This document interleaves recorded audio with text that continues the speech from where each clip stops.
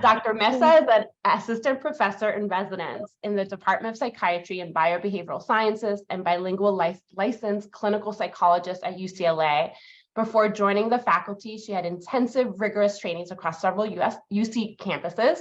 She first completed her BA in psychology with a minor in applied developmental psychology, and graduated with a college honors from UCLA. She then went on to complete her PhD in clinical science at the University of California, Berkeley, where she completed her dissertation examining the longitudinal association between childhood ADHD and suicide. While a graduate student, she also developed and coordinated a campus-wide mentoring program for historically underrepresented minority students, with the ultimate goal of helping URM students learn about and successfully apply into graduate programs across the country. After successfully completing her PhD at UC Berkeley, she continued her training and commitment to providing equitable care in a 2-year clinical internship at UCSF. Yay! While at UCSF, she worked on culturally adapted treatments for Latinx kids with ADHD, co-facilitated DBT groups for adolescents at high risk for self-harm and suicide, and also provided CBT groups for depression and Spanish. Her commitment to transforming the way we think about suicide continued when she returned to UCLA to complete her first postdoctoral fellowship under the mentorship of Drs. Jean Miranda and Joan Arsenal. She continued to work in evidence-based treatment for suicidal youth.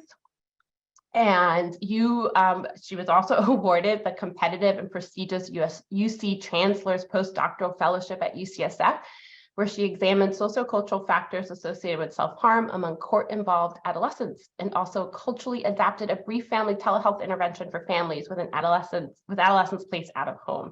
Oh my goodness, there's lots to say. You know what? I'm going to skip to you're expanding your research to adapt evidence-based psychosocial interventions for ethno-racially diverse youth, particularly Black and Latinx youth and system-involved youth, particularly duly involved youth in the child welfare and juvenile justice systems. We're very lucky to have you. So excited to hear more, and I will stop talking so I can get educated. Thank you very much. Take it away. Yay, thank you so much for that wonderful introduction. And I just want to say hi to all of my fellow UCSF friends and colleagues. I see that a lot of you are joining. I'm so excited to be back. Hi. And to share some of the work that I actually started at UCSF. I would have to say that my interest in youth that are impacted by the juvenile legal system and child welfare really did start because of my mentor, Marina Tulu-Shams. And I kind of just developed that area with my interest in suicide. So I am going to share my screen so I can share my slides. And then at the end, we'll save some time for dialogue and Q&A. And then these slides I know were posted. So if anybody's interested in using them, they will be posted and available to you. These are some of my financial disclosures for some of the work that I'm currently doing. I will be talking about some of these RCTs and studies that we're conducting at the moment. And then our required disclaimer, the opinions that I will be sharing today, they're not necessarily the opinions of everyone at the UCLA David School of Medicine. Like I said, you are free to use these slides for teaching purposes. If you wish to use them for other purposes, please reach out to me for permission. And some of the graphs that I'm using, for example, from the CDC, they're copyrighted material, so you do need to get permission from their rightful owners. Okay.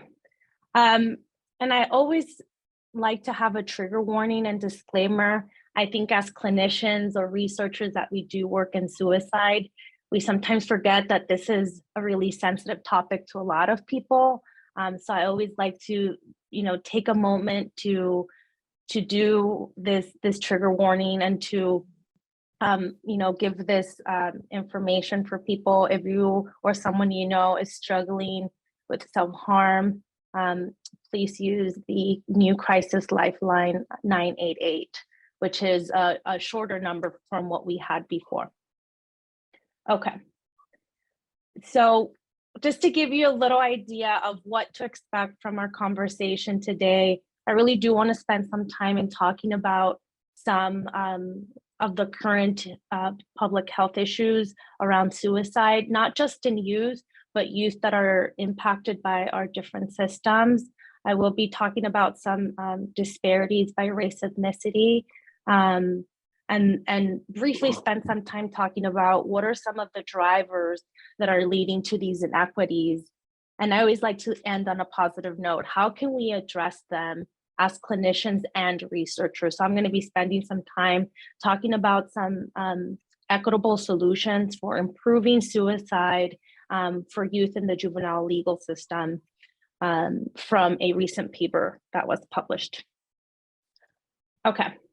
And then what my hope is at the end of this conversation and dialogue, I hope that everyone has a better understanding of current rates of suicide for youth in the juvenile legal system, that you will be able to identify what are some current treatment and research gaps that are really impacting the advancement of both suicide prevention and intervention among youth in the juvenile legal system.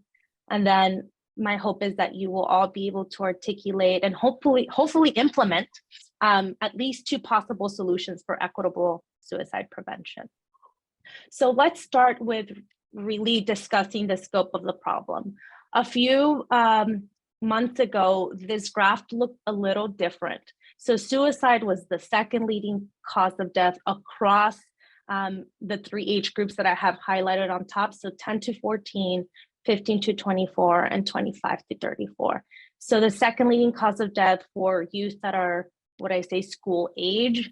I primarily focus on youth between ages 14 to 18 or 14 to 17. These are youth that are mostly impacted by the juvenile legal system.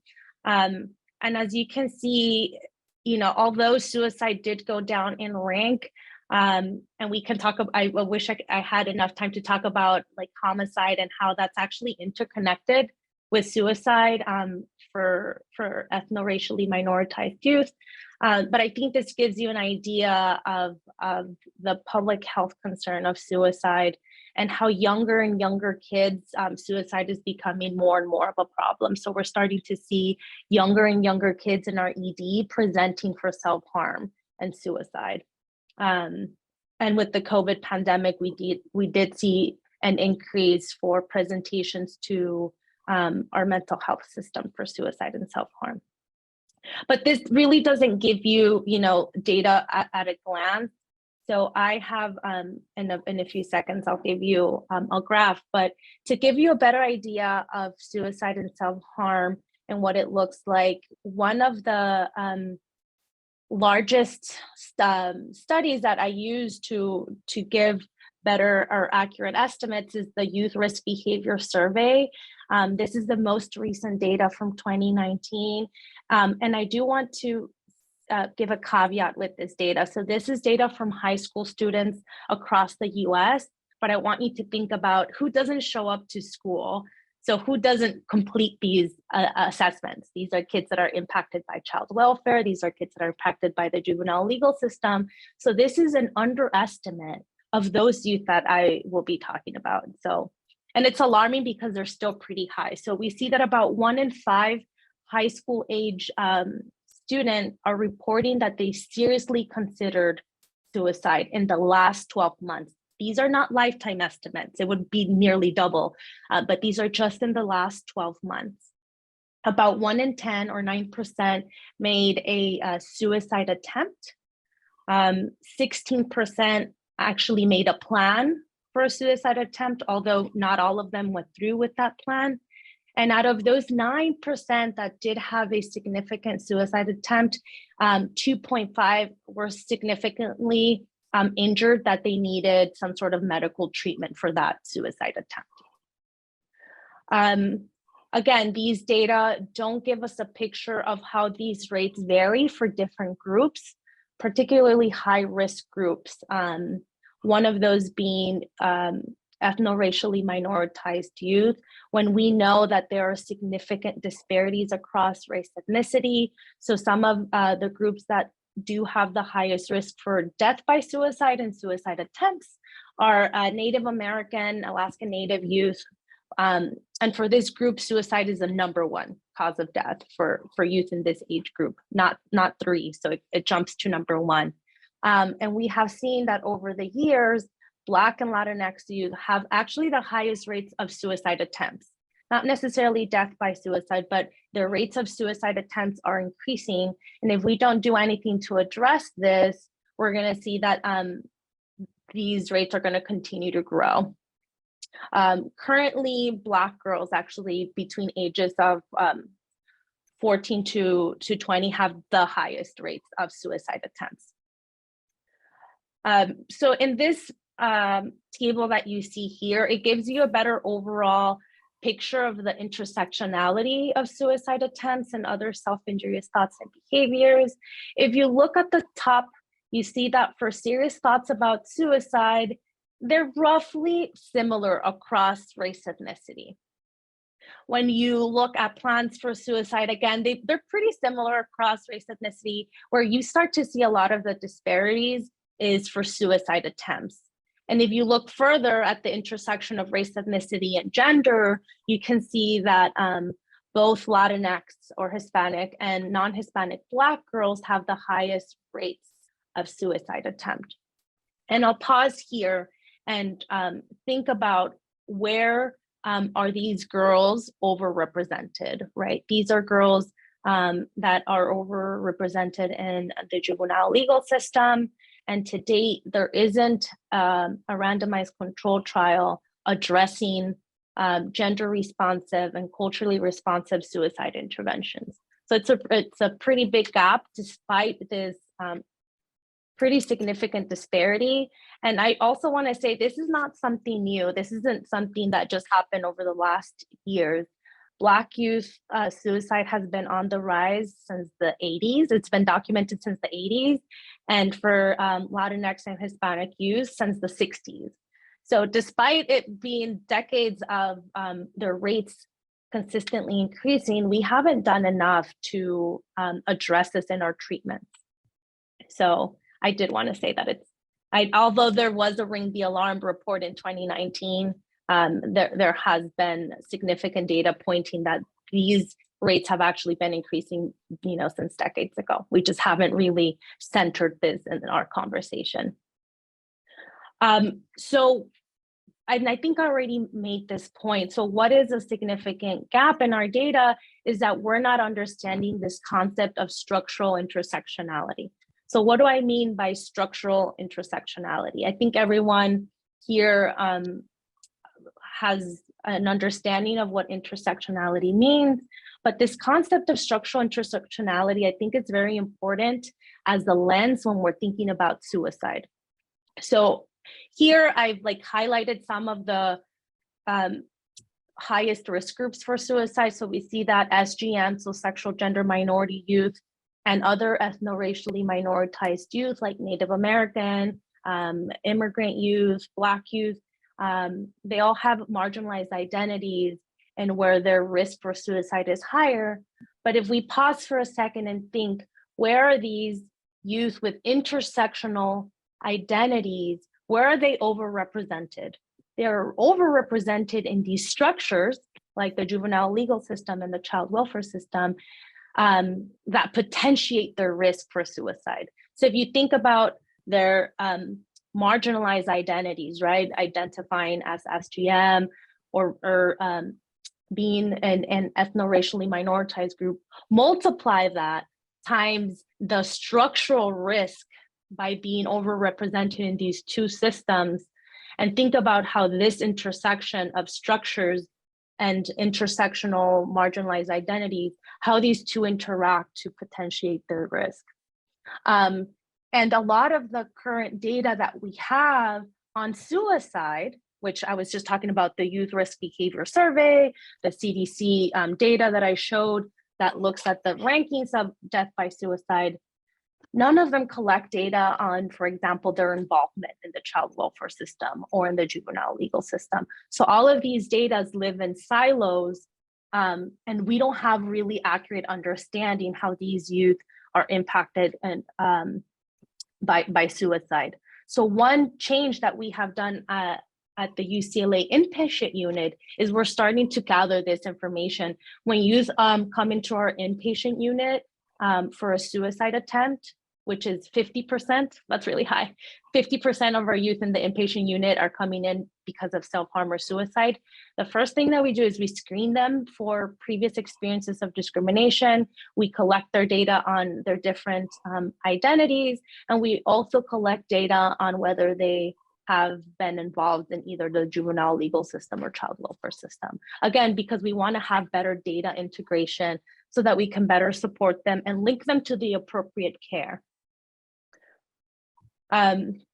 So why am I so interested in youth in the juvenile legal system? I think by now I've made the case of why, but if you think about the rankings that I showed in my first slides where the causes of death were either number 2 or 3 for youth. When we think about youth that are impacted by the legal system, suicide is their number 1 cause of death. So this is the leading cause of death for these youth. So there's a lot of work to be done, a lot of interdisciplinary work to be done in this area, which is, I hope this will get a lot of you excited and want to think about how can we better support these youth through different approaches. Okay, so in thinking about youth impacted by the system, there's this concept of crossover youth. So these are youth that have been impacted by child welfare or they're in an out-of-home placement, and then they also become involved in the juvenile legal system. Another term that has been used to refer to these youth is dually involved youth. So they're dually involved in 2 systems.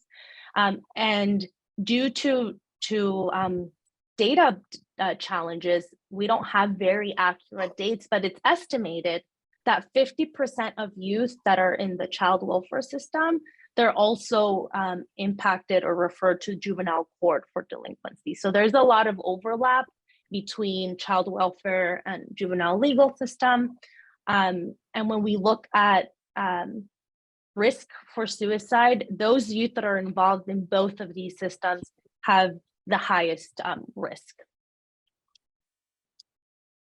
So from this is, I would say, a relatively recent study and where they looked at youth that had out-of-home placement, and they found that youth that were in care, so in child welfare, they had 3 times more likely to have a suicide attempt compared to youth that were not involved in the system. And we see the same for suicide ideation. So something about these structures, right? The structures and where these kids are in is bad, not just for their health, but for their risk for suicide. So how do we address these structural components into our treatments? Most of the treatments to date focus at the individual level, right? So symptom reduction, we focus some on the family, but we don't address these structural settings that are impacting our youth. So how can we better address structural drivers into our treatment? Like I said, data for youth in the legal system is very hard to get, as I'll talk in a little bit. Even getting permission from a judge or from some of these systems to collect this data is very, very challenging. But from some of the current estimates, it is said that 70% of youth that make some sort of contact through the court or to the juvenile legal system have a previous history of self-injurious thoughts and behaviors, which is pretty high. So that's 7 out of 10 youth that have a history of self-harm. Nearly half of these youth have reported a previous suicide attempt. So this is before becoming involved in the system. 31% have reported ideation and 24% have suicidal gestures. So this is data from the National Survey of Juvenile Confinement Facilities. This is from 2010. So right now, what I'm working on right now is to get data from trials that have used these samples so we can get a more current estimate for self-harm for these youth that are in detention. So what is really impacting youth that are involved in the legal system, what are some of the current risk factors that are driving this risk? From the data, we know that one of the biggest drivers, which is also true for non-impacted youth, is childhood trauma. And there are estimates that up to 90% of youth that are involved in the system have some sort of trauma. But we also have to think about that there's different types of complex trauma that are impacting these youth. So really trying to disentangle the different type of ACEs and trauma that impact these youth is important. Sexual abuse and homelessness and running away from home have also been reported as key drivers of suicide risk for these youth that are impacted by these two structures.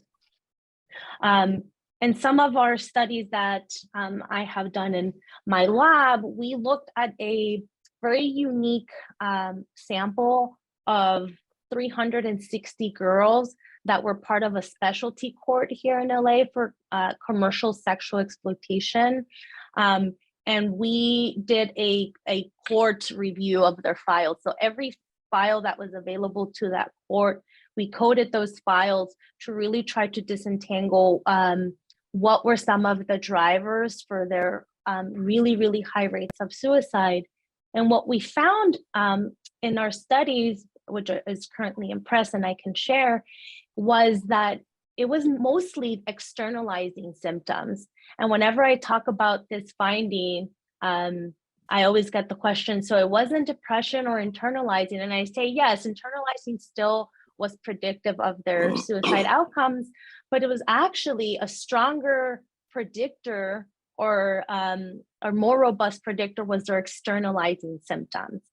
And for those of you that are trauma clinicians and researchers, we know that a lot of the way that trauma may manifest may look like externalizing problems, right? So are we really capturing externalizing symptoms, or is it the manifestation of their trauma that we're not capturing correctly? A lot of the youth that were in the specialty court didn't have a trauma diagnosis. They primarily had ADHD, conduct problems, or oppositional defiant disorder. So I think there's a conversation to be had here on how there may be some biases in diagnosing these kids that are showing up to court. Another significant finding in terms of suicide risk in youth in the system is that we're finding that not only did they have a lot of parental incarceration in our sample of 360 girls, about 40% of them reported that at least one of their biological parents were currently incarcerated at the time that they were involved in the court. And what we found was that the girls that had some sort of externalizing psychopathology and they had a parent that was incarcerated, those girls had, 5 times higher the risk for suicide. So there was something unique about their parental incarceration. And what I would love to hear when we have time for dialogue is, what do you think is going on here? I don't think it's necessarily the parental incarceration. I think there may be other mechanisms that may be explaining this, right? So is it the parental substance use? Is it that the parents are not available in the home to provide monitoring? So what's really going on here that's explaining this risk? Just another point that I'll make here before I move forward is that we did analyses by gender of the parent, and we looked at whether if it was the mother or the biological father incarceration that was associated with risk. I know I can't do a poll, but please put it in the chat whether you think if it was the father or mother that was associated with higher risk. I'm just curious to see what people think. Let's see. Oh, all right. Lauren Hacken Genly got it correct. Yeah, it was the mother. If mom was incarcerated, that seemed to be a more robust predictor of their suicide risk.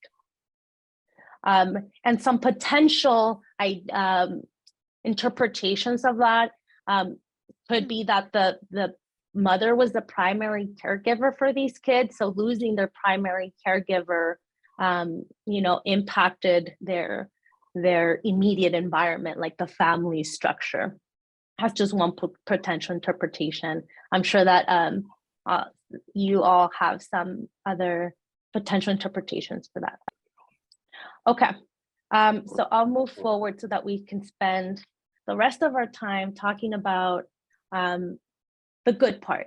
So I know I've spent so much time talking about all of the bad stuff that's currently happening with these youth and some disparities, what are some current predictors of their risk.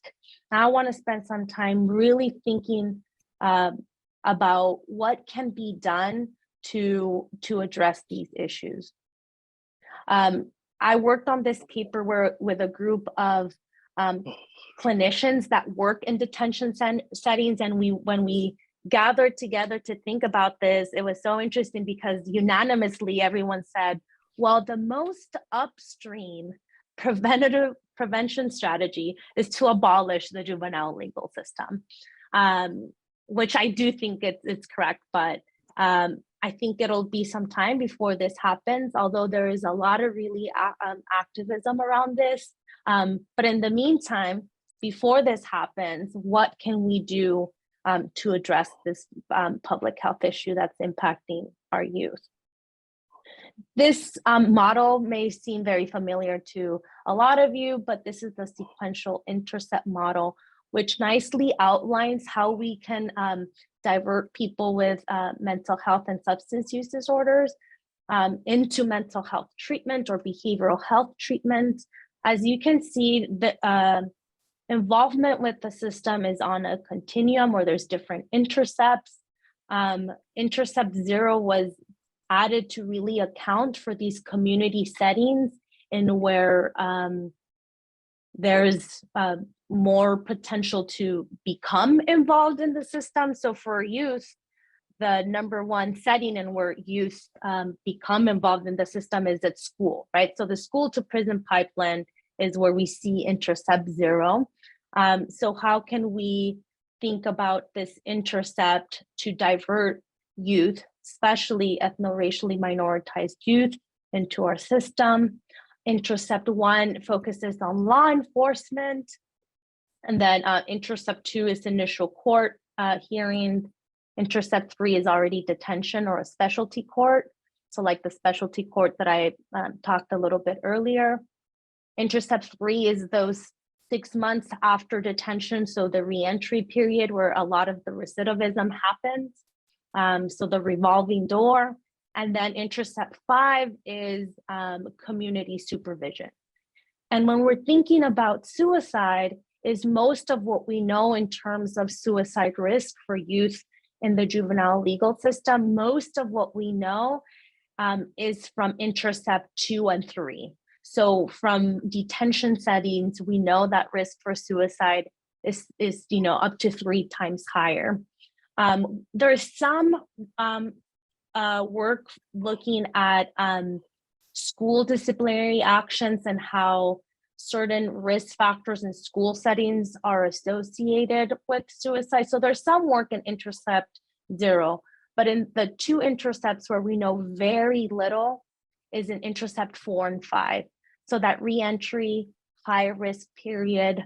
In one of our studies, we looked at youth that had been, that are in that reentry period. So those first 6 months after being detained, a lot of the youth in the qualitative interviews reported feeling a lot of stress with having to reintegrate into their community. A lot of them said, it was really hard for me to re-enroll back into school. My friends at school, were really stigmatizing because, I was a juvie. My parents didn't want to talk to me because they were really upset at me. They felt that, I made the family upset, that they were all really ashamed. So if you think about all of these reentry specific risk stressors, they're all associated independently with suicide. So why haven't there been any studies focusing on that reentry period in suicide? Because that can also prevent recidivism, right? So if we can provide adequate and appropriate suicide prevention during this reentry period, not only are we improving their suicide risk and outcomes, we may also be potentially improving their recidivism risk by connecting them into the appropriate care. So right now in our lab, what we're focusing on is we're doing a large review, and we're coding data from all of these different intercepts to try to understand risk of suicide across these different intercepts, and trying to understand if there are unique risk factors for suicide across these different intercepts. It could be that the risk factors are similar or different depending on what intercept they're in. Okay, so let me move forward. Let me see if we have time. Okay, so in the last 15 minutes, I want to spend some time talking about how can we use this sequential intercept model to map on some possible solutions to better address suicide risk. So I'll go through each of the intercepts and spend some time talking about some possible solutions. Hopefully, if you are providing care for these youth, you can think about how you can implement these in your community practice or clinic. Okay, so let's start with intercept 0. So if you remember, intercept 0 is, prevention. They're in the community. One key strategy for improving this care is to implement anti-racist organizational and policy changes. So what do I mean by this? I'm talking about this in the context of school settings, right? We know that a lot of youth with trauma oftentimes get misdiagnosed for having externalizing problems or for having ADHD or conduct problems. They're more likely to get harsher disciplinary actions in school. They're more likely to be expelled. So if you think about these kids that have a lot of trauma, they're getting expelled from school. What is happening? They're not getting access to school-based mental health, right? So we're really reducing their opportunities for them to link into care. So thinking structurally at the school level, what could the school do to implement some anti-racist policies around their disciplinary action and the mental health treatment that they provide for their kids? Number 2, screen for potentially traumatic events and connect families to appropriate resources. From the Surgeon General report, one of their key recommendations was for school settings to respond to mental health needs of youth. So one thing that school settings can do is how can they screen for traumatic events? One of the most robust traumatic events for some youth that are at high risk is trauma from their immigration histories, right? So can that be screened at school and linking these families to appropriate care? Number 3 is how can we address racism and discrimination related to trauma for ethno-racially minoritized youth? I know this is a very controversial, there's a lot of discussion about where a school is really the appropriate setting to do this, to address racism and discrimination. There are currently some very interesting pilot studies that are implemented in schools that are teaching students how to not just resist, but how to cope with racism, how to understand their identity development, their ethnic identity, how to develop ethnic and racial pride as a protective factor. But I think this last point, number 3, is going to take a lot of effort, given that a lot of school systems do push back for this type of work to be done in that setting. Okay, so if we move forward to intercept 1, which is focusing on law enforcement, one key strategy that we're proposing is to develop suicide risk protocols that are mandatory and systematically implemented throughout states, So not all states have a protocol for how police officers should address suicide risk. And these are not developmentally informed, right? So thinking about how can we create protocols that are systematically implemented similarly across states. And similarly, how can we provide training and trauma-informed care to first responders that target racial bias and anti-racist training? And the article that we published focusing on this, we talk about how certain racial biases are turned on when police officers are in like really high risk or when they're in situations when they can't think clearly. A lot of these racial biases do show up.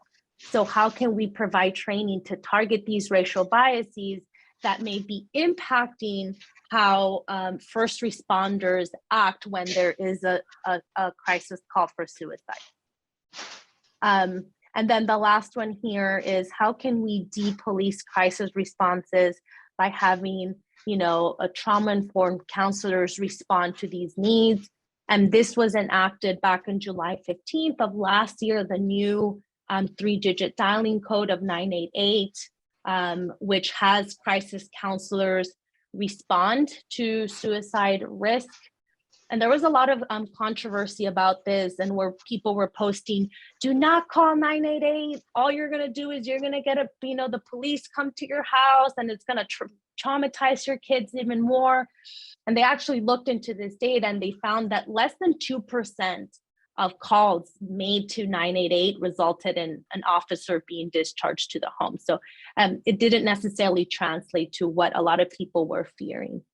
Although I think that was a valid concern in a lot of communities of color, and where a lot of these calls for suicide end up being criminalized, and the youth don't end up getting the care that they need, and they end up being criminalized for their mental health needs. And there's a lot of research that has supported this bias. Okay, Intercept 2. So this is in the court settings, which is where some of my current work is focusing. So it's in court settings. Number one is how can we train staff to provide equitable administration of scoring and risk assessment screening tools. So currently there isn't a set tool that is used for risk assessment of suicide. Some measures that have been used, for example, the MACI, across court settings. What the MACI does, it stratifies risk, but it doesn't really capture the different forms of self-harm and suicide. So it doesn't capture suicidal gestures. It doesn't capture, the timeline of when this occurred. And we don't know if this is the most accurate screening form that we could use. So how can we implement the administration, I would say, of culturally responsive scales? And our team just published a review paper on culturally responsive assessment strategies for suicide risk, which I can share with everyone. Number two is how can we provide private spaces and safe spaces for youth to complete their screening in court settings? So usually when a teen comes into the court with their family, it feels like a very chaotic environment, even for myself as a clinician. There's a lot of moving people, there's the DA, there's judges. So it's really hard for these youth to accurately rate their actual suicide risk, because in their head, they're already thinking about, I'm gonna get a biased sentence, I'm gonna get something, I'm gonna get a harsher sentence, so this doesn't allow them to really provide accurate endorsements or ratings of their suicide risk. So how can we potentially create the court as a setting to be a somewhat more private and safe space for these youth to complete their ratings? And the last one for this intercept is to develop and sustain active partnerships with community mental health agencies to ensure a timely response. And for here, I'll just share from my experience that a lot of community settings, as soon as they hear that a youth is involved with the court, they're like, no, I'm sorry, we are not equipped to take this youth in our clinic. So there's also a lot of biases with community clinics not feeling like that they're equipped to provide these services. So what does that do? That creates an even bigger gap for these youth to get treatment. So how can clinicians that focus on suicide, how can we potentially train these agencies so that they feel equipped on how to work with these kids that are impacted by the system? There's a lot of misconceptions about these youth, being aggressive, that they don't want that liability. Even people in private practice, some of them have that if it's someone has an active open case that they won't take this kid. Intercept 3, so these are youth in confinement. How can we implement trauma-informed suicide screening and risk assessment coupled with brief and effective interventions? Again, most of the screening in detention centers is using the MACI, which only stratifies for risk, but doesn't capture some of those more nuanced variables that inform their care. How can we develop and implement more robust reporting guidelines that go beyond self-report? So this is where the multi-informant component becomes really important. And how can we prioritize research, right, that examines the implementations of factors that are related to suicide prevention, and how can we investigate the longitudinal impact of this prevention post-release? So a few years ago, back in 2019, in my communication with with some of the detention centers here in Los Angeles, I was really happy to hear that they were starting to do DBT groups, and DBT, dialectical behavior therapy, is the only level 1 intervention for suicide for youth, meaning, and by level 1, I mean that it's the only well-established intervention that has 2 independent RCTs that supported its effectiveness. The only problem with DBT being implemented in detention centers is that we know that DBT works best when the parent is also involved. And the parents aren't involved because guess what? The kids are in the detention center setting. So in our conversations, one thing that I proposed and that we're trying to do is, can we use family visitation as an opportunity for the parents to also learn some of the DBT skills? Because we want those parents to have those skills when those youth come back into their home and into the community, or else it's not going to be effective. So how can we make DBT, work for these youth that are in detention? Okay, re-entry period. In the last 2 minutes, how can we provide inclusive wraparound services?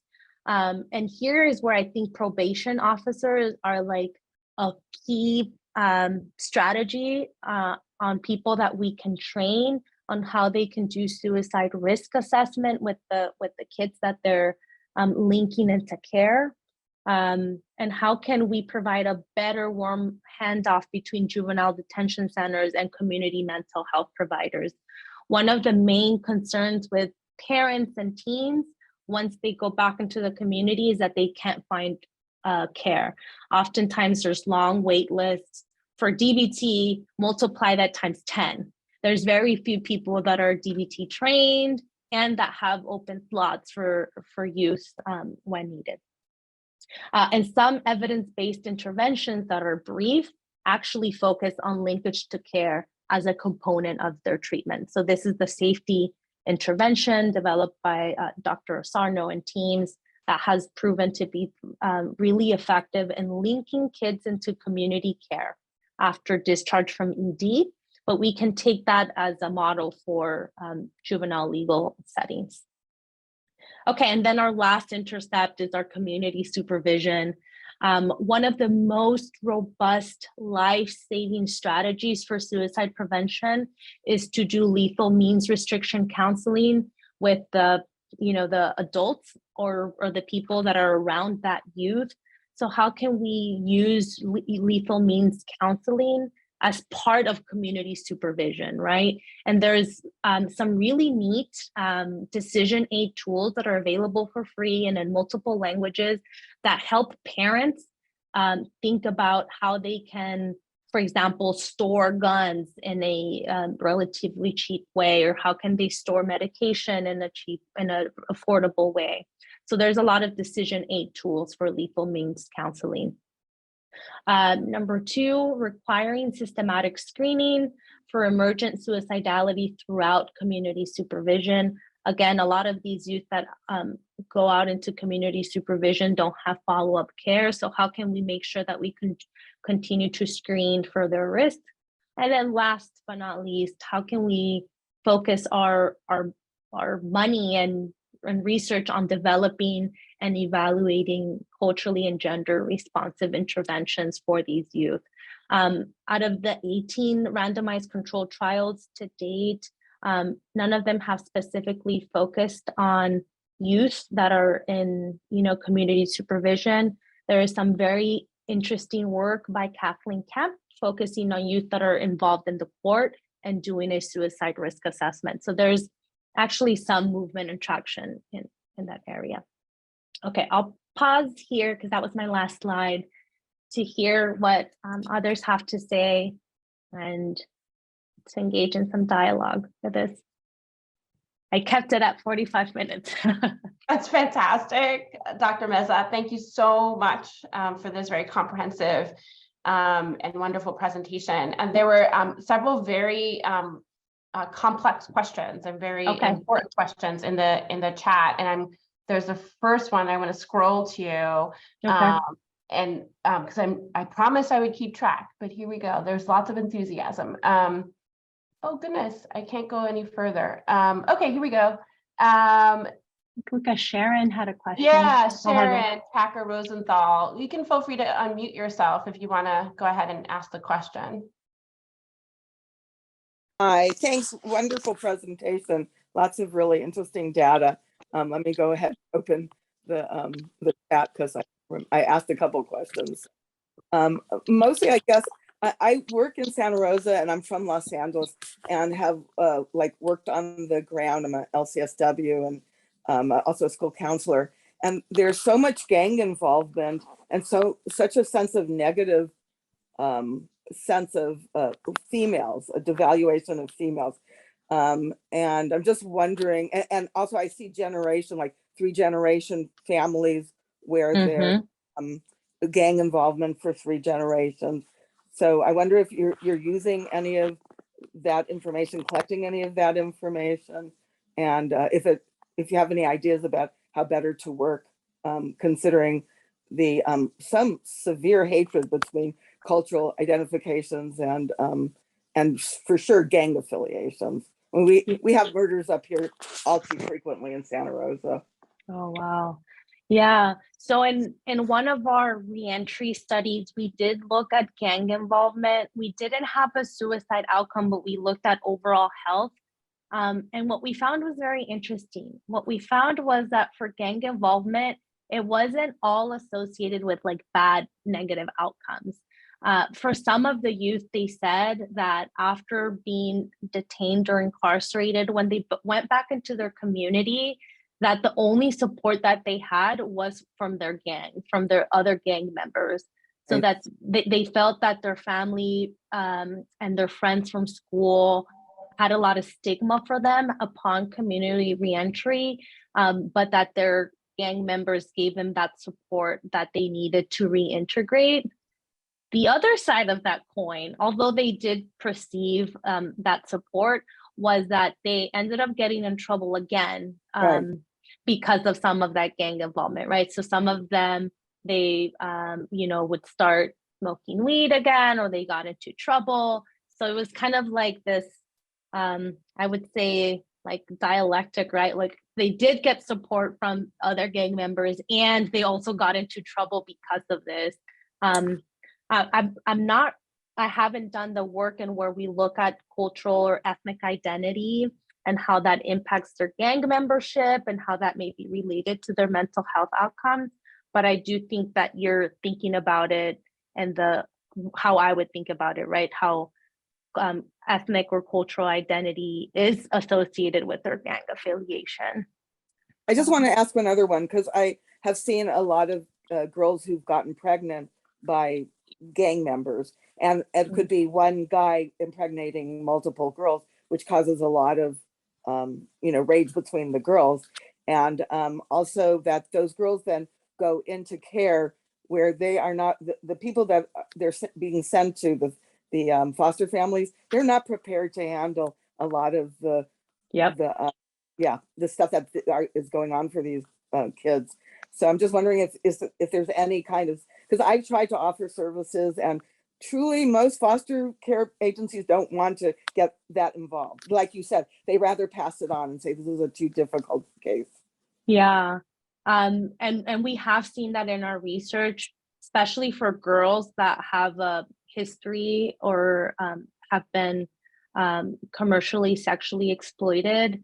The more out-of-home placements that they have, the more they're exponential their risk for suicide. So that, like you said, they're being sent to so many homes. Some of the girls in our report had 12 out-of-home placements before the age of 17, which that's so disruptive to your, as a teen, to your overall development and well-being. You're literally passing from home to home, and it, it's really disruptive for their ongoing care. They don't have internalized good sense of themselves. They have never attachment, and sometimes it's even family members that have raped them too.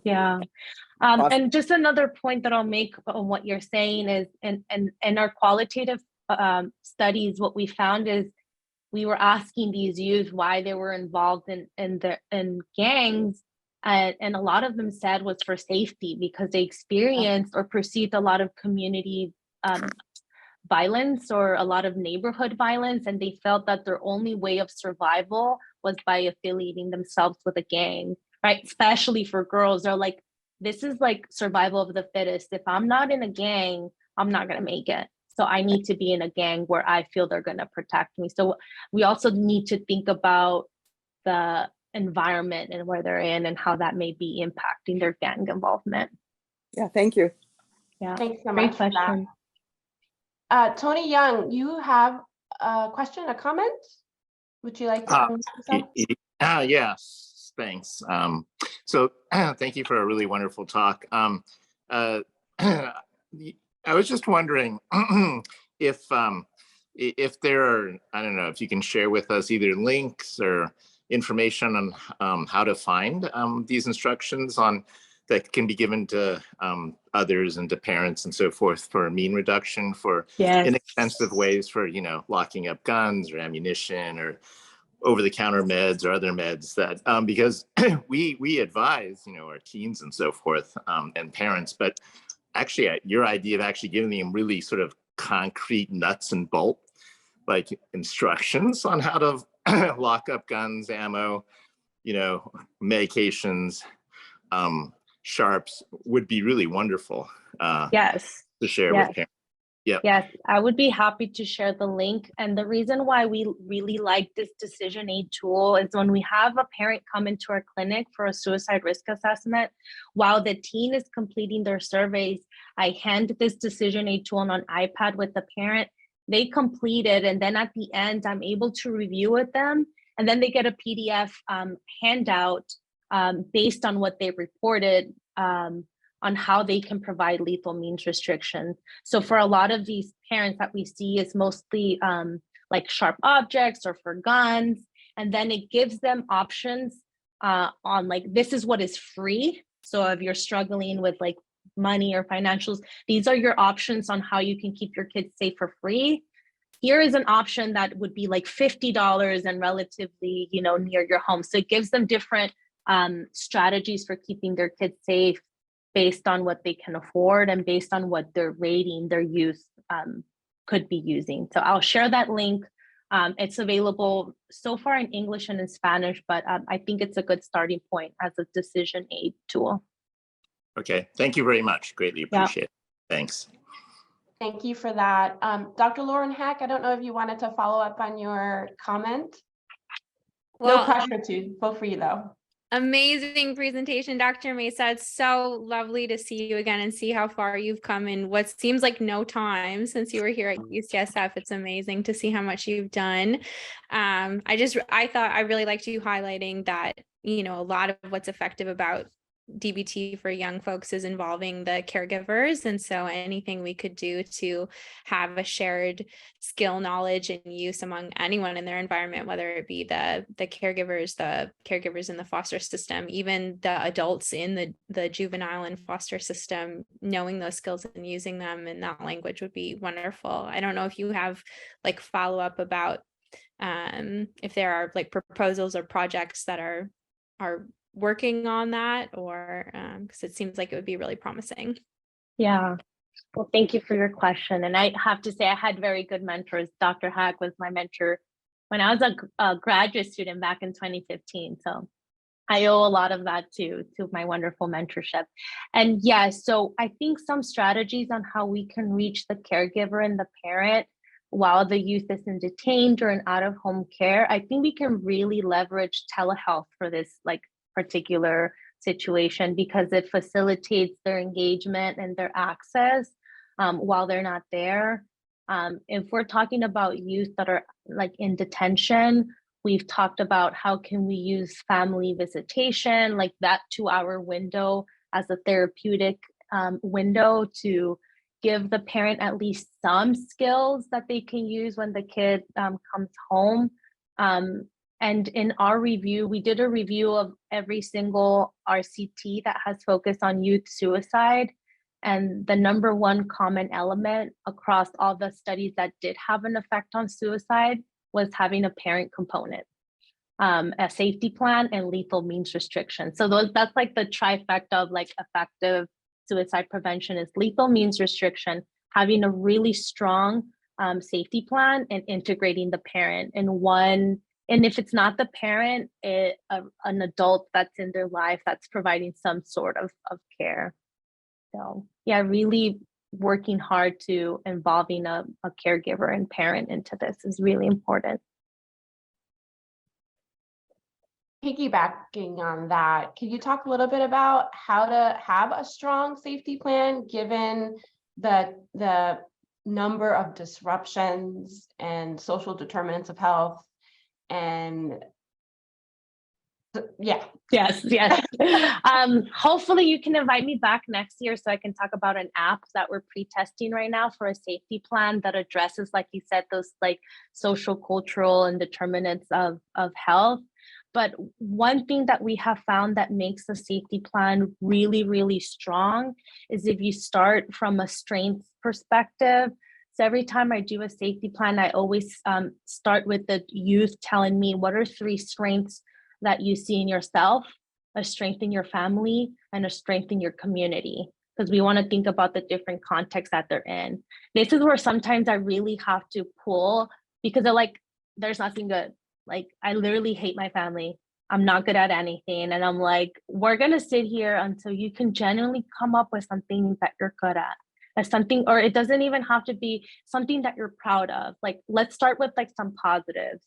And then really making the parent also give strengths from their perspective that we can add to the safety plan, because during really high distressful times, to be reminded of some things that are going their way could be really effective. So I have like 3 lines at the top, and then we talk about settings that increase the risk. And I always have them practice whatever coping skill that they put, or I have them put it on their phone. So if they say like, there's this song that always calms me down, I always have them like share the link with me and put it on their notes so that it's like easily accessible, or having them download it, because I want them to think like, what if you don't have internet and you're really, really like distressed and you want to hear the song and you can't go on YouTube? What are you going to do then? So can we download this song, or can we have like a recording of it? So really making it really concrete so that they're going to use it. And in our clinic, what we have found that makes them more likely to use the safety plan is if we send them random caring contacts, like a message saying like, hey, I hope your day is really going well. Remember that you worked on a safety plan. Like, just remember to use it, or remember to listen to that song that you really like. Sometimes they need those reminders that they have a plan in place that they can use. And we set them up to be sent randomly. It could be like from Qualtrics or whatever. But carrying contacts really work to get students or adolescents to use their safety plan. Thank you so much for that. We do have to bring you back when that app is ready, and we can get some information on how that's being effective. This was an amazing talk. Thank you, Dr. Meza. It's been lovely seeing you again, and being back in this community of all these amazing minds. It's been a honor and a privilege to be around not just you, but everyone else here. So please take good care. Hope folks are staying as dry as they can, and safe. And good afternoon. Thank you, everyone. Thank you. Bye, Marina.